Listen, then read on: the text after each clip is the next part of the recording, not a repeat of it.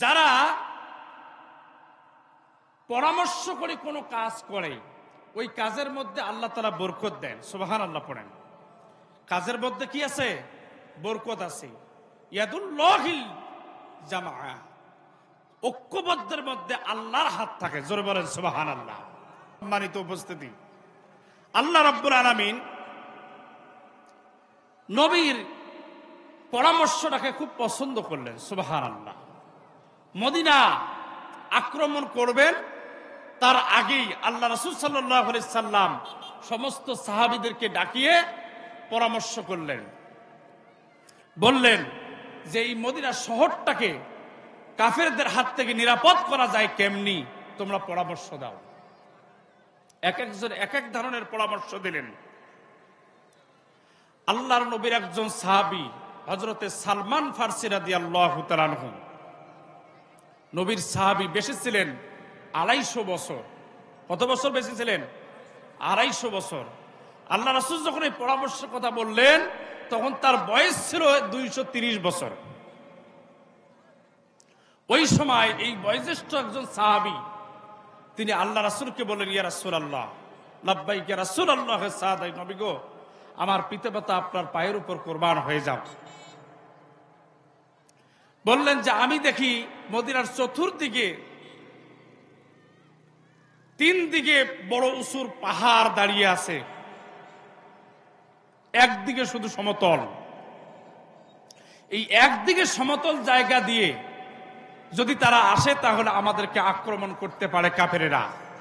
অতএব আমরা এই জায়গাটাকে একটা নালা অর্থাৎ একটা পুকুর খনন করি, যাতে করে এমন গর্ত করে আমরা পুকুর খনন করব যাতে ওই কাফের বাহিনীরা এখানে আসলেই যেন তারা হাঁপায় যায়, তারা যেন আর আমাদের সাথে যুদ্ধ করতে না পারে। আল্লাহু আকবার বলেন। আল্লাহ রাসূল বললেন যে পরামর্শটা তো খারাপ না, পরামর্শটা খুবই ভালো।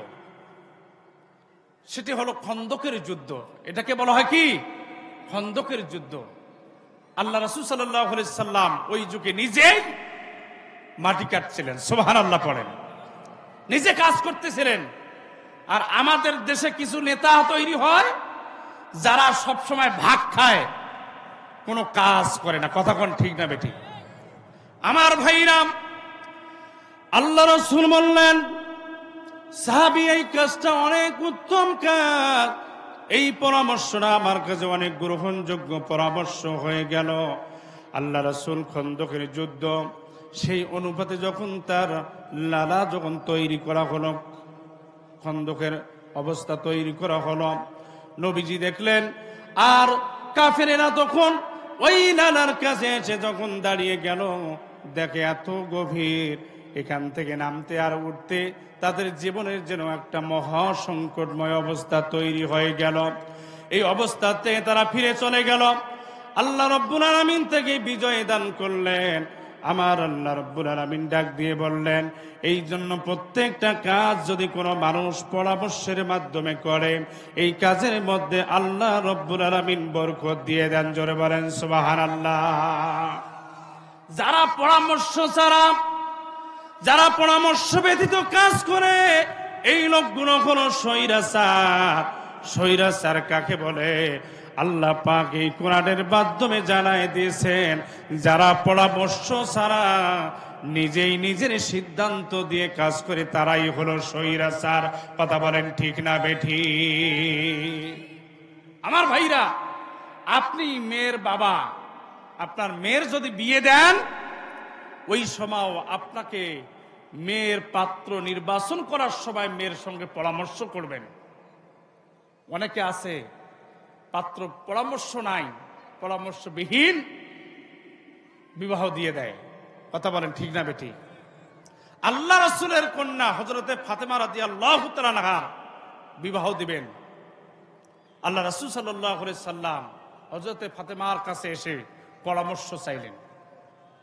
কি রকম ভাবে বললেন যে অনেক প্রস্তাব এসেছে, তার মধ্যে আমি দেখতে পাচ্ছি যে একজন লোকের প্রস্তাব আমার কাছে এরকম এরকম ভাব, দেখতে খুব সুন্দর, চেহারার অধিকারী ভালো, মেধা তীক্ষ্ণ, সুরত সেরাত ভালো, তার ফজিলত, হযরতে আলীর ফজিলত বর্ণনা করতেছেন মেয়ের সামনে। জোরে বলেন আল্লাহু আকবার। মেয়ে বুঝতে পারলেন যে এতগুলো প্রস্তাবগুলো বলার পরে কারো এত ফজিলত বর্ণনা করে নাই, কিন্তু আলীর ফজিলত বেশি বর্ণনা করলেন। তার মানে মেয়ের বোঝার বাকি রইল না, আমার আব্বার পছন্দ হয়েছে হযরত আলীকে। জোরে বলেন আল্লাহু আকবার। তিনি ওইটাই পছন্দ করলেন, আর তার জন্য ওখানে কল্যাণকর হয়ে গেছে। জোরে বলেন আল্লাহু আকবার। এই জন্য পরামর্শ, আপনি পরিবারের মধ্যে পরামর্শ করবেন, আপনার বিবির সঙ্গে পরামর্শ, সন্তানদেরকে নিয়ে পরামর্শ করবেন, আত্মসমালোচনা করবেন। এই জন্য পারিবারিক বৈঠক করা দরকার আছে না নাই? অনেক মানুষ এটা করে না, কথা বলেন ঠিক না বেঠিক? বহিরা অর্থাৎ বিবি যদি বলে একটা, তার উল্টাটা করতে চায়, বলে বোঝে কি? এরকম আছে না পরিবার? وما وصينا به أيا إبراهيم وموسى وعيسى أن أقيموا الدين ولا تتفرقوا আল্লাহ রাব্বুল আলামিন বলেন, নবীজি শারআ লাকুম মিনাদ দ্বীন, আমি আল্লাহ পাক দ্বীনের ব্যাপারে নির্ধারণ করে দিয়েছি। আমি আল্লাহ পাক তোমাদের জন্য ব্যবস্থা করে দিয়েছি, একটা বিষয় তোমাকে জানিয়ে দিয়েছি। মা ওয়াসাবিহি নূহা, হযরত নূহ আলাইহিস সালাতু ওয়াস সালামকে যে দ্বীনের কথা বলে দিয়েছি, হযরত ইব্রাহিম আলাইহিস সালাতু ওয়াস সালামকে যেই দ্বীনের কথা বলেছি, হযরত মূসা আলাইহিস সালাতু ওয়াস সালামকে যেই দ্বীনের কথা বলা হয়েছে, হযরত ঈসা আলাইহিস সালাতু ওয়াস সালামকে যেই দ্বীনের কথা বলা হয়েছে, ওই দিন তুমি আল্লাহর জমিনে প্রতিষ্ঠা করো। জোরে বলেন আল্লাহু আকবার। আমার ভাইরা, এই দিন প্রতিষ্ঠা করতে গিয়ে যারা বিচ্ছিন্ন তোমরা হয়ো না, আল্লাহর ঘোষণা করো, যারা এই পৃথিবীর মধ্যে আল্লাহর দ্বীনে প্রতিষ্ঠা করার জন্য তারা যেন ঐক্যবদ্ধ হয়। আমার আল্লাহ কোরআন শরীফের ভিতরে ডাক দিয়ে বললেন, নবী গো বলে দাও, ওয়াতাসিমু বিহাবলিল্লাহি জামিআন ওয়া লা তাফাররাকু ওয়াযকুরু নি'মাতাল্লাহি আলাইকুম ইয কুনতুম আ'দাআন فألف بين قلوبكم فأصبحتم بنعمته إخوانا الله أكبر আল্লাহ রাব্বুল আলামিন বলেন, নবীজি তোমরা ঐক্যবদ্ধ হয়ে যাও, জামায়াত হও, একে অপরের মধ্যে তোমরা ছিলে অপরিচিত, আমি আল্লাহ পাক তোমাদেরকে পরিচয় করিয়ে দিয়েছি, একে অপরের মধ্যে তোমাদের ভাই ভাই সম্পর্ক তৈরি করে দিয়েছি, যাতে করে তোমরা আল্লাহর জমিনে আল্লাহর দ্বীন প্রতিষ্ঠা করতে পারো। এই খবরটা, এই ব্যবস্থাটা আমি আল্লাহ পাক তোমাদেরকে করে দিয়েছি। জোরে বলেন সুবহানাল্লাহ। আল্লাহ রাব্বুল আলামিন প্রত্যেক নবীকে এক দায়িত্ব দিয়েছেন, একটি মাত্র কথা। আল্লাহ রাব্বুল আলামিন বলছেন, দ্বীন প্রতিষ্ঠা করো। নামাজ যেমন ফরজ, আল্লাহর জমিনে আল্লাহর দ্বীন প্রতিষ্ঠা করা তেমনই ফরজ। যেমন রোজা ফরজ, আল্লাহর জমিনে আল্লাহর দ্বীন প্রতিষ্ঠা করা তেমনই ফরজ। এটা হুকুম কার? জোরে বলতে হবে মুসলমান। কার হুকুম? আল্লাহর হুকুম। কিন্তু ভাইজান, একজন হজ করে, হজের নিয়ম মানে, একটা লোক নামাজ পড়ে, নামাজের নিয়ম মানে, কিন্তু একটা লোক রোজা রাখে, রোজার নিয়ম মানে। যখন এই আল্লাহর দ্বীন প্রতিষ্ঠার ব্যাপারে কথা বলবেন, তখন বলে তারা রাজনীতি করে। কথা বলেন ঠিক না বেঠিক? কিন্তু আল্লাহ রাব্বুল আলামিন বলছেন, নবী গো বলে দাও, এই পৃথিবীর মধ্যে সর্ব উৎকৃষ্ট একটা কাজ হলো, বড় ইবাদত হলো আল্লাহর জমিনে আল্লাহর দ্বীন প্রতিষ্ঠা করার আন্দোলন। জোরে বলেন আল্লাহু আকবার। আমার ভাইরা, আজকে একটা মানুষ রোজা রাখে, কিন্তু যখন তাকে দ্বীন প্রতিষ্ঠার আন্দোলনের জন্য ডাকেন, তখন বলে আমি রাজনীতি করি না। এরকম মানুষ আছে না নাই ভাই? সমাজে আছে না নাই? অতএব আপনি নামাজ পড়ে যেটা সমাজের ভালো কাজ করতে পারবেন না, আল্লাহর জমিনে আল্লাহর দ্বীন কায়েম হয়ে গেলে অবশ্যই একটা লোক ভালো কাজ করতে বাধ্য হয়ে যাবে। কথা কোন ঠিক না বেঠিক? আমার ভাইরা, ফিল্ড মাস্টার আইয়ুব খান আমাদের সভাপতি সাহেব বুঝতে পারবেন, জানেন।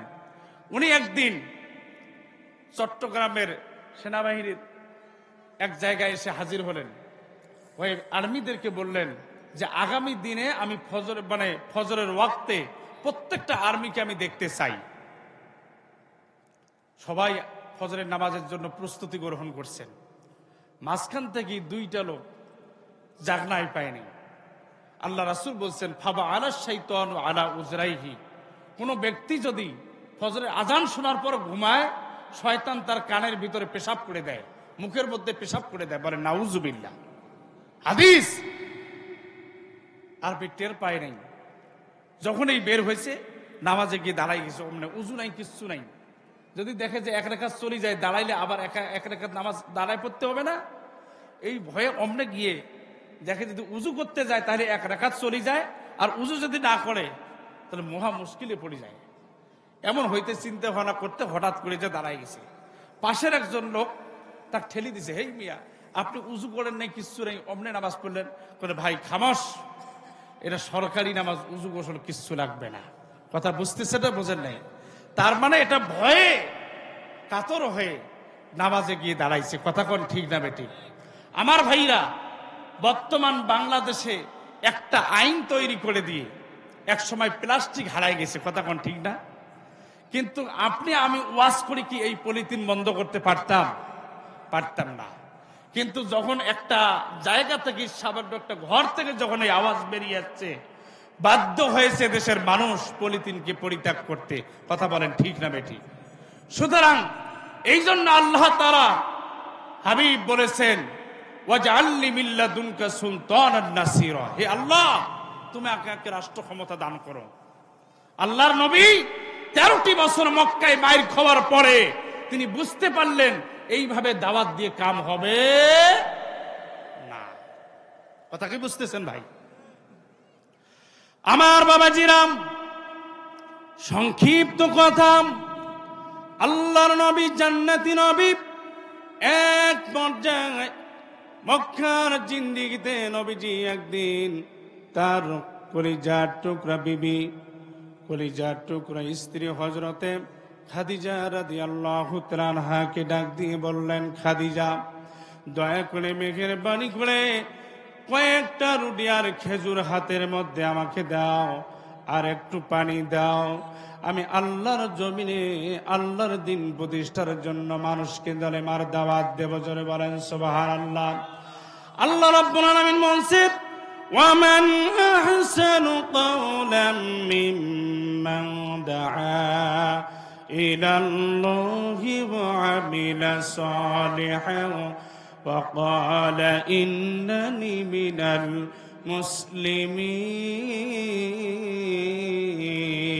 মুসলিমিন।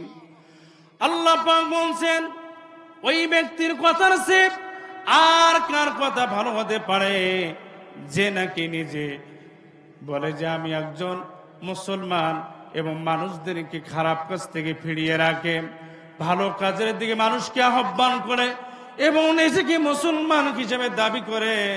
আল্লাহ পাক বলছেন, এই ব্যক্তির চেয়ে আর কার কথা উত্তম হতে পারে না। জোরে বলেন সুবহানাল্লাহ।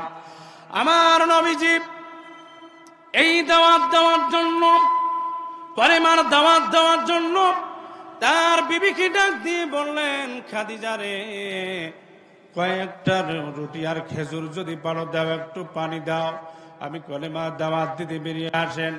নবী গো, আর আমার সহ্য হয় না। আল্লাহর নবী হযরতে খাদিজা রাদিয়াল্লাহু তাআলা আনহার মাথার উপরে হাত দিয়ে বললেন, বিবি রে, এটা আমার দায়িত্ব। আল্লাহ রাব্বুল আলামিনের কোরআন প্রতিষ্ঠা করার জন্য, আল্লাহর জমিনে আল্লাহর দ্বীন প্রতিষ্ঠা করার জন্য আমাকে দাওয়াত দিতে হবে। আল্লাহর নবী এক পর্যায়ে হযরতে খাদিজা রাদিয়াল্লাহু তাআলা আনহার কাছ থেকে বিদায় নিয়ে তিনি বেরিয়ে পড়লেন। আমার ভাইরা, নবীজি একদিন, 2 দিন, 3 দিন পর্যন্ত কলেমার দাওয়াত দেন। এমন পর্যায়ে 7 দিন পর্যন্ত রাসূল যখন খেয়ে না খেয়ে কলেমার দাওয়াত দিতে দিতে হয়রান।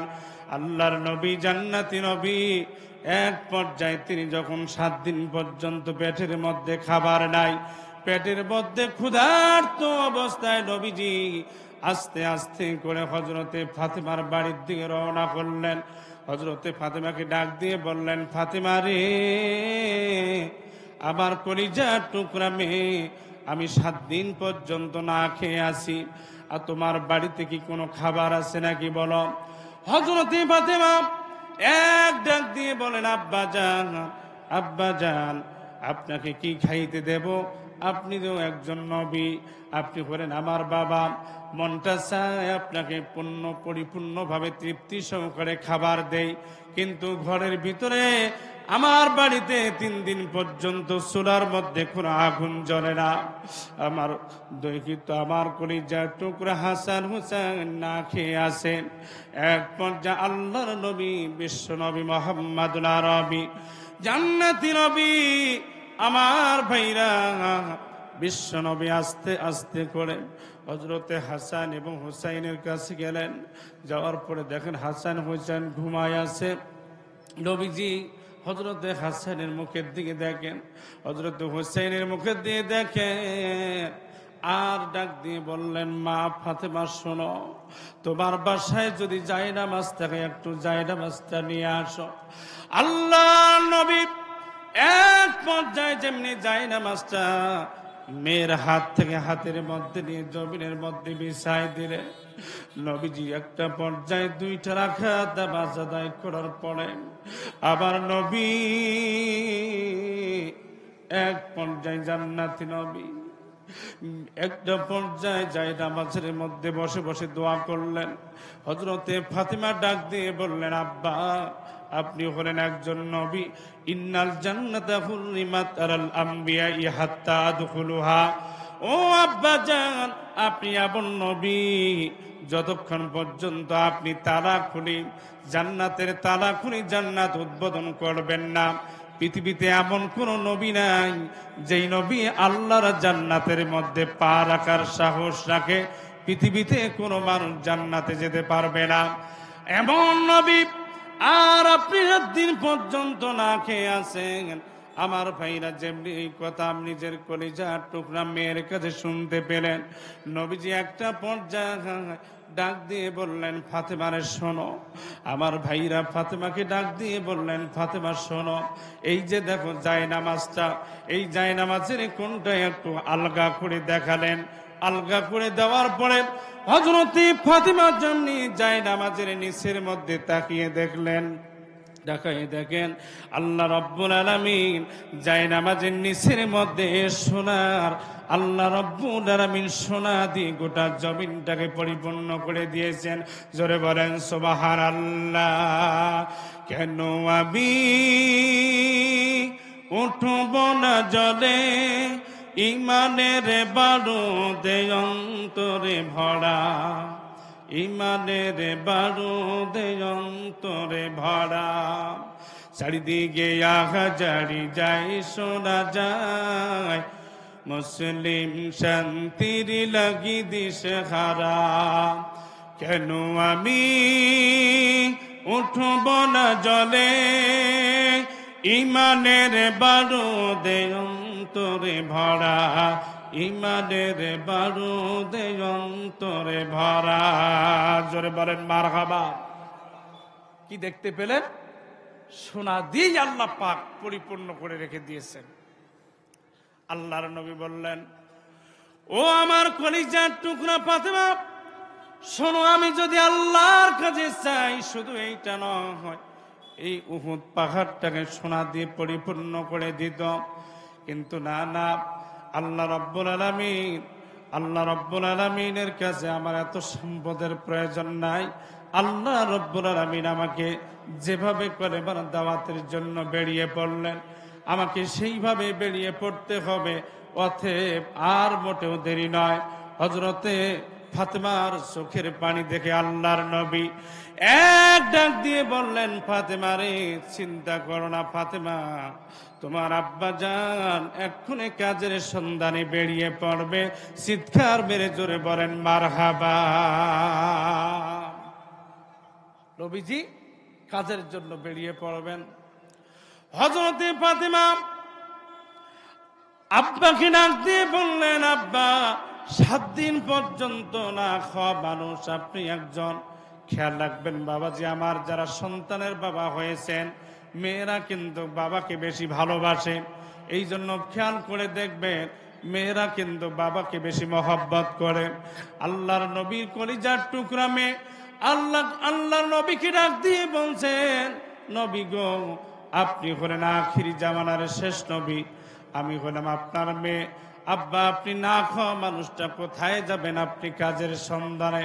নবীজি আস্তে আস্তে করে একটা পর্যায়ে তিনি যখন কাজের সন্ধানে বেরিয়ে পড়লেন, আস্তে আস্তে করে তিনি যখন হেঁটে হেঁটে যাচ্ছেন, অনেক দূর পথ অতিক্রম করার পর তিনি দেখেন দূর দূরান্ত দেখে একটা বাগানের পাশে, খেজুর বাগানের পাশে কয়েকজন লোক কাজ করতেছেন। এমন সময় নবীজি দাঁড়িয়ে বললেন, ও শ্রমিক ভাইরা, কে তোমরা এখানে কাজ করতেছো বলো, আমাকে কি একটা কাজ দেওয়া যাবে? আল্লাহর নবীর ওই লোকগুলো চিনতে পারেন নাই। শ্রমিকরা ডাক দিয়ে বললেন, নবী গো, আমরা আপনাকে চিনতে পারলাম না, আপনি নবী না সাধারণ মানুষ বুঝতে পারলাম না, আপনাকে আমরা চিনি না। তবে আমরা শ্রমিক মানুষ, এই বাগানের ভিতরে আমরা কাজ করি, কিন্তু আমরা বাগানের ভিতর বাগানের মালিক নই। ওই যে দেখা যায় আঙ্গিনার উপরে একজন লোক বসে আছে, ওই লোকটা হলো বাগানের মালিক। ওই লোকটার কাছে আপনি গিয়ে তার কাছে আপনি কাজ চাইতে পারেন। আল্লাহর নবী আস্তে আস্তে করে একটা কদমের পর একটা কদম ছেড়ে দিয়ে বিশ্ব নবী ওখানে চলে গেলেন। আল্লাহর নবী দাঁড়িয়ে গিয়ে বললেন, ভাই আপনি কি পারেন আমাকে একটা কাজ দিতে পারেন? আল্লাহর নবীর চেহারা দিয়ে তাকায় দেখেন একজন দুর্বল টাইপের একজন মানুষ। লোকটা বললেন, ভাই কাজ আমি একটা দিতে পারি, বাগানের পাশে একটা কূপ আছে, এই কূপ থেকে 1 বালতি করে পানি তুলে আপনি বাগানের মধ্যে সেচ দেবেন। 1 বালতি পানি তোলার বিনিময়ে তোমাকে 3টা করে খেজুর দেওয়া হবে। জোরে বলেন মারহাবা। আমার ভাইরা, নবীজি এক বাক্যে এক চিন্তায় তিনি ডাক দিয়ে বললেন, বাগানের মালিক, কাজটা করতে আমি রাজি আছি। আমার মায়েরা বোনেরা গভীর মনোযোগ দিয়ে আজকের বক্তব্যটা শুনে যাবেন। ভাইজান, মালে দুনিয়া খাগে সারা দেখা আখেরাত পরখেস গারে রাতে রাত। দুনিয়ার সম্পদ, জাগতিক সম্পদ, হীরা মানিক মুক্তা সিন্ধুকের চাবি, টাকা পয়সা সোনা দানা আল্লাহ যাকে খুশি তাকে দেন, কিন্তু পরহেজগারি সম্পদ, ইমান নামের দৌলত, ইমান নামের শওকত আল্লাহ সবাইকে দেয় না। আমার আল্লাহ যাকে পছন্দ করেন, ইমান নামের দৌলত আমার আল্লাহ তার কলিজায় তুলে দেন। জোরে বলেন সুবহানাল্লাহ, আরো জোরে বলেন সুবহানাল্লাহ। আমার আল্লাহ বলছেন, নবীজি এই মানুষগুলো কি বলে দাও, ওয়ালাউ শাআ রাব্বুকা লা'আমানা মান ফিল আরদি কুল্লুহুম জামিআ। আল্লাহু আকবার। আল্লাহ পাক বলছেন, যাদের দেহের পার্টসগুলো, বডিগুলো, জয়েন্ট পয়েন্ট, হাড্ডির বাকেট, কলজে, ফেফড়া, বিসমিল্লাহ, আশকুল্লাহ যা আছে জয়েন্ট পয়েন্ট, এক পর্যায়ে জান্নাতের জন্য মনোনীত করেন। আল্লাহ তার কলিজার ভিতর ঈমান নামের সম্পদ আল্লাহ তার কলিজায় তুলে দেন। জোরে বলেন আল্লাহু আকবার। এই মুসলমান, জোরে বলেন আল্লাহু আকবার। তার মানে আল্লাহ সবাইকে ঈমান নামের দৌলত দেন না। কথা বলেন ঠিক না বেঠিক? আমার ভাইরাম, আমার মায়েরা মনেরা, গভীর মনোযোগ।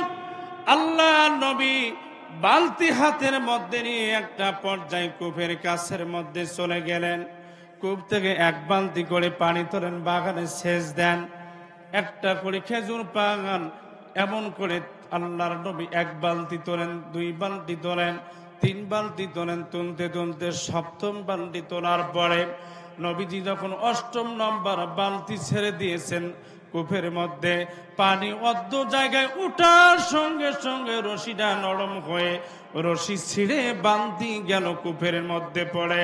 আমার ভাইরা, বালতি যেমনি পড়ে গেল, নবীজি চিৎকার দিয়ে আল্লাহু আকবার বলে বিশ্ব নবী কূপের মধ্যে বসে, কূপের পাশের মধ্যে বসে আল্লাহর নবী চিন্তায় পড়ে গেল। নবীজি না খাওয়ার দেহ, শরীরের মধ্যে তেমন শক্তি নাই, শরীরটা যেন শুকিয়ে গেছে, 7 দিন পর্যন্ত না খাওয়া। আবার নবীজির চেহারাগুলো যেন বসে গেছে, গালের গোস্তগুলো যেন বসে গেছে, হাড়গুলো যেন একটু বাড়িয়ে পড়ছে। এমন সময় নবীজি বসে আছেন, দূর থেকে বাগানের মালিক ইহুদি বেচরা দেখেন নবীজি পানি তোলা বাদ দিয়ে, পানি উঠানো বাদ দিয়ে বিশ্ব নবী ওইখানে বসে আছেন। আল্লাহ নবীকে বসে থাকা দেখে ইহুদি বেটা আস্তে আস্তে করে কূপের কাছে গেলেন।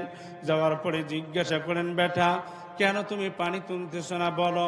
নবীজি ডাক দিয়ে বললেন, বাগানের মালিক কেমনি পানি তুলব?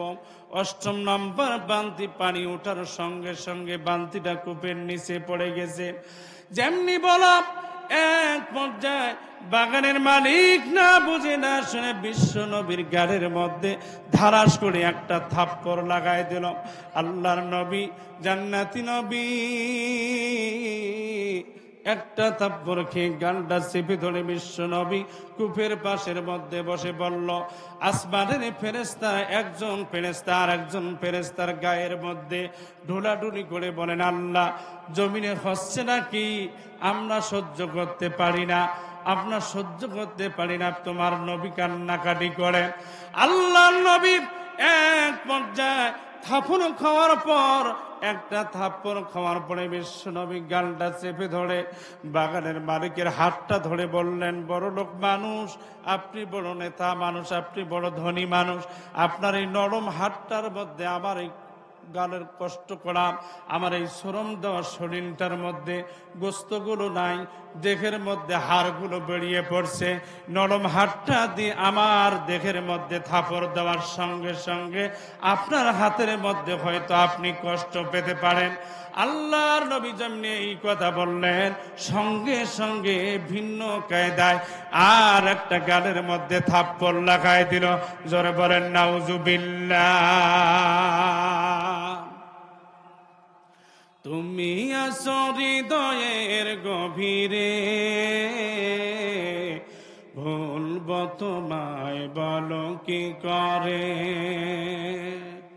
তুমি আছো হৃদয়ের গভীরে,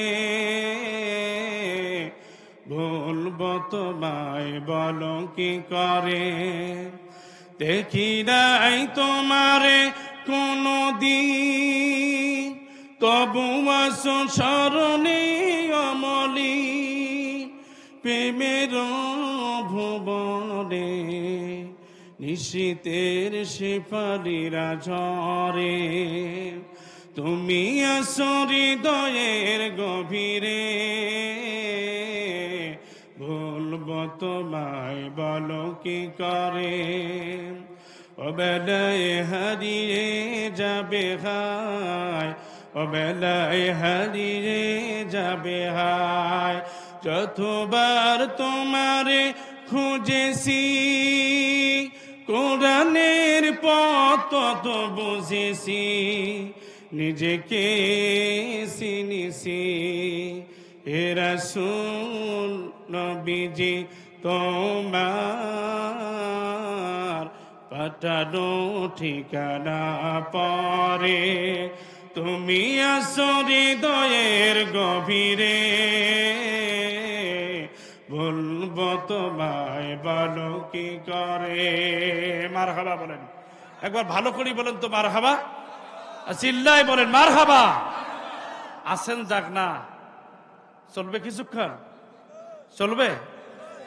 আমার ভাইরাম, আল্লাহর নবী একটা পর্যায়ে দুইটা গালের মধ্যে থাপ্পড় খাওয়ার পর যেন আঙ্গুলগুলো বসে বসে গেছে। নবীজি জান্নাতি নবী, তাও আল্লাহর নবী বলছেন, ভাই জিবরাইল আপনি কি নিজে এসেছেন নাকি আল্লাহ আপনাকে পাঠাইছেন? কথা কি বুঝতেছেন না বোঝেন নাই? নবীজি না খেয়ে কলেমার দাওয়াত দিলেন, আর বর্তমান আমরা দাওয়াত দেই, আমাদের দাওয়াতে খালি টাকা আর খাওয়া। কথা কোন ঠিক না বেঠিক? এ ভাইরা, দিনই দাওয়াত, এ দাওয়াতের কলেমার দাওয়াত দিতে গেলে আপনাকে কষ্ট স্বীকার করতেই হবে, আপনাকে নির্যাতিত হতে হবে, এ জাতিকে নিষ্পেষিত হতে হবে। যারা এই অবস্থার থেকে বেরিয়ে হয়ে আল্লাহর জমিনে আল্লাহর দ্বীন প্রতিষ্ঠা করার জন্য আন্দোলনে নেমে পড়বে, আল্লাহ বলছেন তাদের পক্ষে আমি আল্লাহ সাহায্য দিয়ে আমি আল্লাহ তাকে বিজয় দান করব। জোরে বলেন সুবহানাল্লাহ। আমার ভাইরা, আল্লাহ আছে এ কথা তো আপনারা বোঝেন নাকি বলেন? মনে হয় ইতিহাসে পড়ছি ফেরাউনের ধ্বংস পতনের কারণ নমরুদের ধ্বংস। এখন আমরা দেখলাম বাংলাদেশে নব্য নমরুদের ধ্বংস। কথা বলেন ঠিক না বেটি? সুতরাং এ কথা বলার সবার জানা। আমি শুধু সংক্ষিপ্ত আকারে যে কথাটা বলতে চাই, সম্মানিত আমার মা বোনেরাও এসেছেন, মা বোনদের দুটো কথা বলতে চাই। আমার ভাইরা, আমার নবীজি বসে আছেন, এমন সময় জিবরাইল আলাইহিস সালাতু ওয়াস সালাম আসলেন। আসি বললেন, জাব্বাইকা রাসূলুল্লাহ, নবী গো আপনি একটু বলেন, আল্লাহ আপনাকে সাহায্য দিতে বলেছেন আমাকে। জোরে বলেন সুবহানাল্লাহ। আমার ভাইরা, আল্লাহর নবী হযরত জিবরাইল আলাইহিস সালাতু ওয়াস সালাম, জিবরাইল এসে বললেন, নবী গো আপনি বলেন কি সহযোগিতা? নবীজি বললেন, না, আমার সহযোগিতার একটা প্রয়োজন। ওই যে ইহুদি বেশ্রার বালতিটা কূপের নিচের মধ্যে পড়ে গেছে, এই বালতি তুলে দিলে হলে যথেষ্ট হয়ে যাবে। জোরে বলেন মারহাবা। আমার ভাইরা, আল্লাহর নবীকে বলা হলো, হাতটা আপনি বাড়িয়ে দেন কূপের মধ্যে। নবীজি হাত বাড়ার সঙ্গে, বিসমিল্লাহ বলার সঙ্গে সঙ্গে জিবরাইল আলাইহিস সালাতু ওয়াস সালাম, আল্লাহ রাব্বুল আলামিন জিবরাইলের মাধ্যমে বিশ্ব নবীর হাতে বালতি তুলে দিলেন। জোরে বলেন সুবহানাল্লাহ। ওয়া মা রামাইতা ইয রামাইতা ওয়ালাকিন্নাল্লাহা রামা। আল্লাহু আকবার। আল্লাহ তাআলা সব কিছু করতে পারেন। পারেন কি পারেন না ভাইজান? আমার ভাইরা, আমার রাসূল যখন বালতি তুললেন, ইহুদি বাদশার অবস্থা অন্যরকম হয়ে গেল। আমার ভাইরা বালতি তুলে দিলেন, 321টা খেজুর তিনি হাতের মধ্যে নিলেন। 321টা খেজুর হাতের মধ্যে নিয়ে ভাইজান আমার নবীজি আস্তে আস্তে করে বাড়ির দিয়ে রওনা করলেন। নিজের মেয়ে ফাতেমাকে ডাক দিয়ে বললেন, ফাতেমা, আমার দুই পুত্র হযরতে হাসান হুসেন কোন জায়গায় আছে দেখো। হযরতে হাসান হুসেনকে নিয়ে আসলেন। নবীজি আস্তে করে কোলের মধ্যে হাসানকে একদিকে বসাই নিলেন, হুসেনকে একদিকে বসাই নিলেন। আবার নবীজি ক্ষুধার্ত, তারপরও তিনিও একটা খেজুর মুখের মধ্যে দিলেন না। নিজের নাতিদেরকে কোলের মধ্যে নিয়ে তাদেরকে খাওয়ায় দিলেন। একটা খেজুর নিজের মেয়ের মুখের উপরে তুলে ধরলেন। মেয়ে যেমনি খাবারটা মুখের দিকে নিয়ে আসলেন, লক্ষ্য করে দেখে আব্বা জানের গাল দুইটা লাল বর্ণ হয়ে আছে, রক্তাক্ত হয়ে আছে। আম্মা চোখ আস্তে করে হযরতে ফাতেমা ডাক দিয়ে বললেন, আব্বা খেজুর রাখেন। হাত দিয়ে খেজুরটা আটকায় ধরে বললেন, আব্বা খেজুর কোথায় পেলেন? আপনার গালের মধ্যে কেন এত দাগ, রক্তাক্ত হয়ে আছে বলো? আল্লাহ নবী ডাক দিয়ে বললেন, ফাতেমা তুমি খেজুর খাও, দেহের ভিতরে একটু শক্তি সঞ্চয় করো। আল্লাহর নবী হযরতে ফাতেমাকে ডাক দিয়ে বললেন, ফাতেমা রে, কান্না করো না, চিৎকার করো না। তোমার আব্বা কাজের সন্ধানে গিয়ে ঘটনা এই, আল্লাহর নবীর বিশ্ব নবীর কন্যা হযরতে ফাতেমা খেজুরটা অমনে চাবায় ধরে আল্লাহর নবীর মুখে জড়িয়ে ধরে বললেন, আমার আব্বা জান, আপনাকে রক্তাক্ত করে কাফেরেরা কত মানুষ নির্যাতন করে, জ্বালা করে। আমার আব্বা জানের রক্ত আমার সহ্য হয় না। নিজের কলিজার টুকরা মেয়ে আস্তে করে যখন কান্নায় ভেঙে পড়লেন, আল্লাহ রাব্বুল আলামিন ডাক দিয়ে বললেন, নবী চিন্তা করো না নবী গো, আমি আল্লাহ রাব্বুল আলামিন তোমাকে ঘোষণা করলাম, ইয়া আইয়ুহান নাসু ক্বাদ জাআকুম বুরহানুম মির রাব্বিকুম রাব্বিকুম ওয়া আনজালনা ইলাইকুম নূরা। কথা শোনার পর নিজে অনুতপ্ত হয়ে তিনি চিন্তা করলেন, হারে এই হাতটা কার জন্য ব্যবহার করলাম, কোন মানুষের জন্য ব্যবহার করলাম? আমার ভাইরা, আল্লাহ যাকে হেদায়েত দেন, আল্লাহ রব্বুল আলামিন যাকে হেদায়েত দেন পৃথিবীতে তারাই হেদায়েত পান। আর যাকে হেদায়েত দেন না, পৃথিবীর কোন নবী রাসূল তাকে হেদায়েত দিতে পারেন না। কথা কোন ঠিক না বেকি? আমার ভাইরা, এই ইহুদি আস্তে করে তার হাতটা একটা পাথরের উপরে রেখে, পাথরের উপর রাখার পরে একটা হাতের মধ্যে বাড়ি দিলেন। বাড়ি দেওয়ার পরে হাতটা তিনি ভেঙে ফেললেন। এই ভাঙ্গা হাত দিয়ে আল্লাহ নবীর বাড়ি দিয়ে রওনা হলেন। তখন পর্যন্ত হযরতে ফাতেমার গেটের মধ্যে আল্লাহ রাসূল দাঁড়িয়ে। এমন সময় নক করার সঙ্গে সঙ্গে নবীজি ফিরিয়ে দেখেন আল্লাহ রব্বুল আলামিনের ওই নাফরমান বান্দা নবীর দরজায় হাজির। জোরে বলেন সুবহানাল্লাহ। আমার ভাইরা, ভাঙ্গা হাত নিয়ে দৌড়ে আসলেন। নবীজিকে কত ভালোবাসতেন মানুষ পৃথিবীতে, তার চেহারার দিকে। ও দিনী ভাই সকল, আমার মায়েরা, বোনেরা, মা বোনেরা যারা আপনারা এসেছেন, নিজেকে একটু গোছায় নেন। ইসলাম দিন কায়েমের জন্য নবীর সাহাবীগণ, নবীগণ পৃথিবীতে কত চেষ্টা করেছেন, মুজাহিদা করেছেন। আল্লাহর জমিনে আল্লাহর দ্বীনের দাওয়াত প্রচার করতে গিয়ে কত কষ্ট করেছেন। আমার ভাইরা, আমার মায়েরা, বোনেরা, আল্লাহ রাসূল সাল্লাল্লাহু আলাইহি সাল্লাম একদিন ডাক দিয়ে বললেন, পৃথিবীর মধ্যে তোমরা কে আছো? আল্লাহর জমিনে আল্লাহর দ্বীন প্রতিষ্ঠা করার জন্য যার যেটা আছে তোমরা নিয়ে আসো। সুবহানাল্লাহ পড়েন। আমার ভাইরা, হযরতে আম্মারা বিনতে কাব রাদিয়াল্লাহু তাআলা একজন মহিলা সাহাবিয়া। আমার মায়েরা, বোনেরা, আপনাদের উদ্দেশ্যে এই কথাটা বলে দিয়ে যাই। হযরতে আম্মারা বিনতে কাব রাদিয়াল্লাহু তাআলা তিনি 8 বছরের একটা শিশু সন্তান নিয়ে, ছোট্ট ছেলে নিয়ে নবীজির দরবারে হাজির হলেন। আল্লাহর নবীর দিন প্রতিষ্ঠার আন্দোলনের জন্য শরীক হবেন। সাহাবায়ে কেরাম দিন প্রতিষ্ঠার জন্য আন্দোলন করবেন। নবীজি একটা পর্যায়ে শিশু সন্তানটাকে দেখে বললেন, আম্মারা বিনতে কাব, তুমি এই শিশু সন্তানটাকে কেন নিয়ে এসেছো? মহিলা ডাক দিয়ে বললেন, নবী গো, আপনি যুদ্ধের ময়দানে যাওয়ার জন্য সাহাবায়ে কেরামদের উদ্বুদ্ধ করেছেন। আমার স্বামীধন পৃথিবীতে নাই, দুনিয়া থেকে আমার স্বামী তোমার যুদ্ধের ময়দানে শহীদ হয়েছেন। আমার কিছু দেওয়ার মতো নাই। আমার এই ছোট্ট 8 বছরের শিশুটুকুন আপনার জন্য হাদিয়া নিয়ে এসেছি।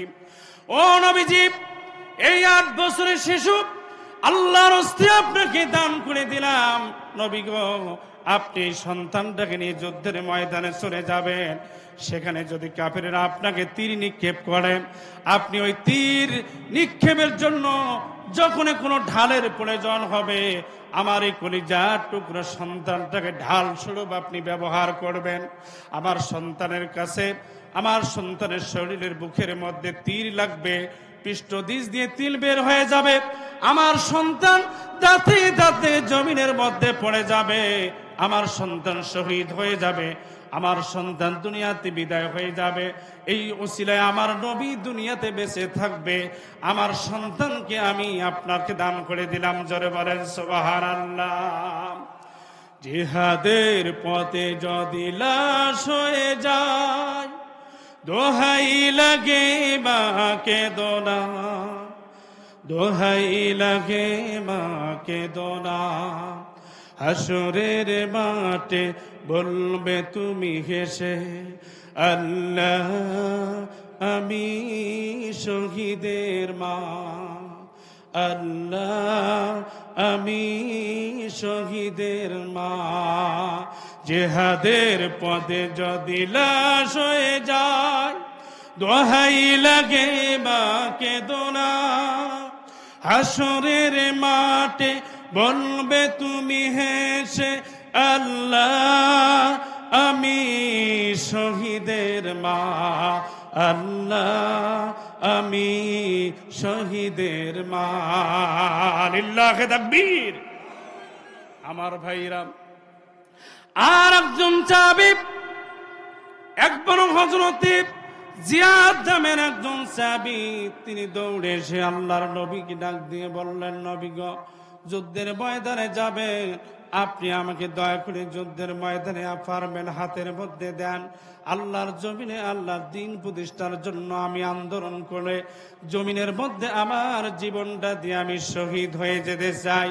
হযরতে জিয়াদ নামের সাহাবী ময়দানে যেমনি নেমে পড়লেন, জিহাদের ময়দানে যখন হযরতে জিয়াদ চলে গেল, ক্ষুধার্ত বাঘের মতো যেন তরবারি চালাতে চালাতে একটা পর্যায়ে কাফেরদেরকে কচুকাটা করে জাহান্নামে পৌঁছায় দিয়ে নিজেও শহীদ হয়ে গেলেন। আল্লাহর নবীর সাহাবী হযরতে জিয়াদের পিছন দিক থেকে যেন কাফেরেরা এমন একটা তরবারি ব্যবহার করলেন, যেই তরবারিটা হযরতে জিয়াদের মস্তকের মধ্যে লেগে মস্তকটা জমিনের মধ্যে পড়ে গেল। আমার ভাইরা, ফুটবল যেমন একটা জমিনের মধ্যে থ্রো করলে যেমন উপরের দিকে লাফ দিয়ে ওঠে, ঠিক একই কায়দা হযরতে জিয়াদের মস্তক যখন জমিনের মধ্যে পড়ে গেল, হযরতে জিয়াদের দেহটা একদিকে পড়ে আছে আর মস্তকটা যেন জমিনের মধ্যে ফুটবলের মতো উপরে জাম্পিং হয়ে গেল। আমার ভাইরা, এক পর্যায়ে হযরত জিয়াদের মস্তকটা যেন ফুটবলের মতো কিক দিয়ে যেন উপরে চলে যাচ্ছে, গড়গড় গড়গড় করে যেন দৌড়ায়। অন্য অন্য সাহাবীরা দেখে এটা কি দৌড়ায়, এত কেন দৌড়ায়? আমার ভাইরা, দৌড়াতে দৌড়াতে আল্লাহর নবী, বিশ্ব নবী জিহাদের এক প্রান্তে ময়দানে দাঁড়িয়ে আছেন, আল্লাহর নবীর কদম মোবারকে গিয়ে হাজির হয়ে গেল। জোরে বলেন সুবহানাল্লাহ, আরো জোরে জোরে বলেন সুবহানাল্লাহ। আল্লাহর নবীর কদম মোবারকের মধ্যে হযরতে জিয়াদের যখন মস্তকটা গিয়ে যখন হাজির হয়ে গেল, বিশ্ব নবীর কদমের মধ্যে হযরতে জিয়াদের এই মস্তকটা একটা চুমা দিল। চুমা দেওয়ার পরে যেন জীবনটা চলে গেল, শহীদ হয়ে গেল। আল্লাহর নবী হযরতে জিয়াদের মস্তকটা হাতের মধ্যে নিয়ে একটুখানি রক্ত ছাড়া করে দিয়ে মুছে দিয়ে বললেন, ওরে সাহাবায়ে কেরাম, তোমরা শোনো, আল্লাহর জমিনে আল্লাহর দিন প্রতিষ্ঠা করার জন্য হযরতে জিয়াদের জীবন চলে গেল। জান্নাতি মানুষ যদি দেখতে চাও, হযরতে জিয়াদের দিকে তাকাও। জোরে বলেন সুবহানাল্লাহ। হযরতে জিয়াদ জীবন শেষ করলেন, একটা পর্যায়ে জীবন চলে যায়। তারপরও নবী সাহাবীরা ফুটবলের মতো, যেমন ফুটবল পাম দেওয়া একটা ফুটবল থ্রো করলে যেমন উপরের দিকে ওঠে, হযরতে জিয়াদের মস্তক জমিনে টাচ করে উপরের দিকে ধা ধা করে উড়ে যাচ্ছে, দৌড়ে যাচ্ছে, গড় গড় করে যাচ্ছে। সবাই অবাক, কি দৌড়ায়, কি দৌড়ায়? আল্লাহর নবীর কদম মোবারকের মধ্যে গিয়ে হযরতে জিয়াদ শেষ চুমাটা দিয়ে নবীজির সাহাবিক জীবন চলে যায়। জোরে বলেন আল্লাহু আকবার। সম্মানিত ভাই সকল, এই হলো ইসলামী আন্দোলন। আল্লাহর জমিনে আল্লাহর দ্বীন প্রতিষ্ঠার জন্য নবী সাহাবায়ে কেরাম, একজন মহিলা থেকে শুরু করে পুরুষ পর্যন্ত নবী সাহাবীদের কত নির্যাতন চলেছিল, তারপরে তারা ইসলামকে প্রতিষ্ঠিত করেছে। কথা বলেন ঠিক না বেটি? সুতরাং এই দুনিয়াতে ইসলামকে যারা দুর্বৃত্ত করে দিতে চায়, আল্লাহর কসম, ওয়াল্লাহি তাল্লাহি, যারা আল্লাহর কোরআনকে নিভাই দিতে চায়, আল্লাহর কোরআনের আলোকে নিভে দিতে চায়, আল্লাহর জমিনে আল্লাহর দ্বীনকে যারা নিভে দিতে চায়, তারা এই নিষ্পৃত হয়ে আল্লাহর জমিন থেকে বিদায় হয়ে যাবে একদিন। কথা বলেন, কথা বলেন, ঠিক বলছি না বেটি? আমার ভাইরা, সুতরাং আল্লাহর দ্বীনকে কেউ নিভে দিতে পারবে না। পারবে কি? পারবে না। সুতরাং এই দুনিয়াতে আপনাকে আমাকে একটি কাজ করতে হবে, এই দাওয়াতের ভূমিকা আমাকে আপনাকে রাখতে হবে। আজকে আমরা নামাজি হচ্ছি বটে ঠিক, কিন্তু আমাদের মধ্যে নামাজের সেই গুরুত্ব নাই আমাদের ভিতরে। আপনি যদি প্রকৃত একজন নামাজি হন, আপনি একজন প্রকৃত রোজাদার হন, আপনি প্রকৃত একজন হাজি হন, প্রকৃত একজন আলেম হন, আপনাকে ইসলামী আন্দোলন করতেই হবে। কথা বলেন ঠিক না বেটি?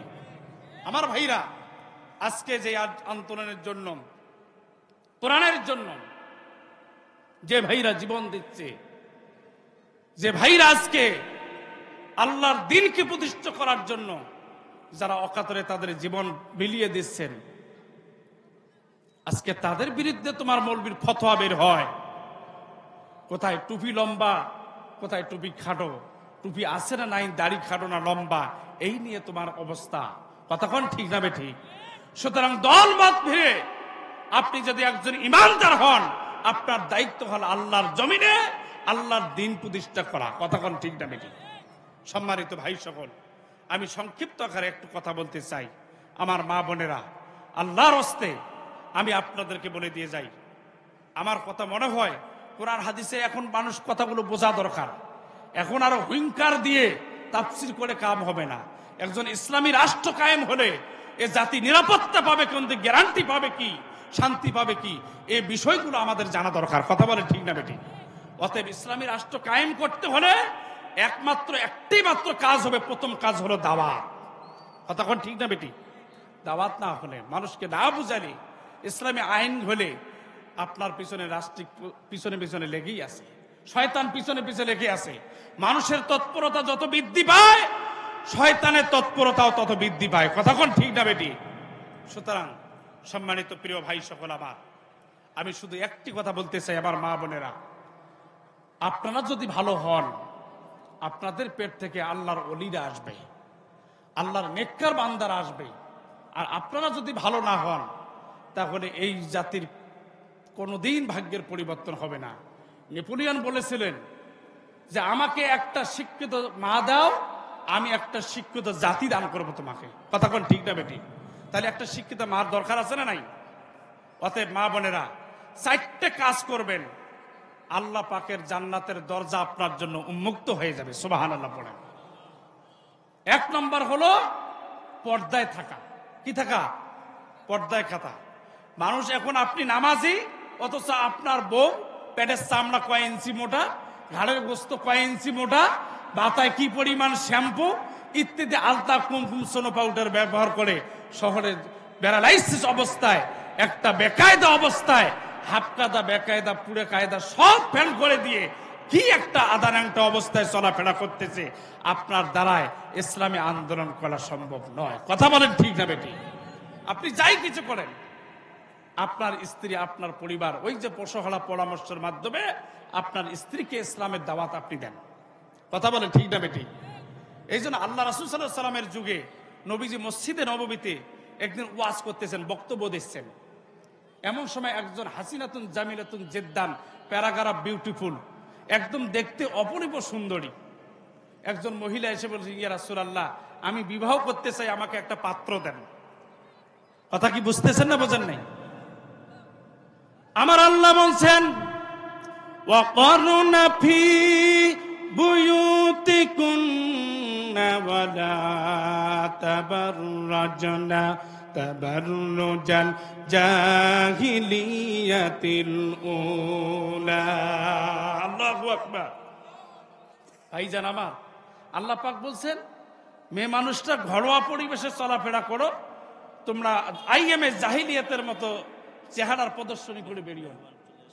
হ্যাঁ, আমি শর্ট করে কথাটা বলে শেষ করে দিচ্ছি। ভাই আমার ভাইরা বলছে, মেয়ে মানুষটা তোমরা পড়া করে বেড়া করে চলাফেরা করিও না। কার হুকুম এটা? আল্লাহর হুকুম। এ কথাগুলো কি মানে? আপনাদের এই খোসাবাড়ির কথা আমি বলতেছি না, এটা দিনাজপুর টাউনের কথা বলতেছি। ভাই বিশ্বাস করেন, আপনি উজু করে একজন মুফাসসির, আপনি শহরে ঢুকতেছেন, এই উজু নিয়ে ফিরিয়ে বাড়িতে নামাজ পড়ার কায়দা বাংলার ভূমিতে নাই বর্তমান। কথা বলেন ঠিক বলছি না বেটি? একদিকে দেখবেন আউযুবিল্লাহ আস্তাগফিরুল্লাহ, ওইদিকে দেখবেন নাউযুবিল্লাহ আস্তাগফিরুল্লাহ। এই আস্তাগফিরুল্লাহ নাউযুবিল্লাহ পড়তে পড়তে আমাদের কাম সারা। কথা কোন ঠিক না বেটি? বিশ্বাস করেন ভাই, মেয়ে মানুষটা আগে তো যে জায়গায় উন্না থাকা দরকার সে জায়গায় দিত, এখন আর নির্দিষ্ট পন্ডে উন্না নাই, উন্না চলে গেল গলায়। এইভাবে দেখায় দেই ভাই, উন্না এইভাবে দিয়ে এইভাবে ঝঙ্কার চলতেছে। কথা বলেন নাউযুবিল্লাহ, আরো জোরে বলেন আস্তাগফিরুল্লাহ। কথা বলেন ঠিক না বেটি? আমার ভাইরা, এখন এটাও নাই, এটা এখন এই কায়দায় চলতেছে। কথা বুঝতেছে?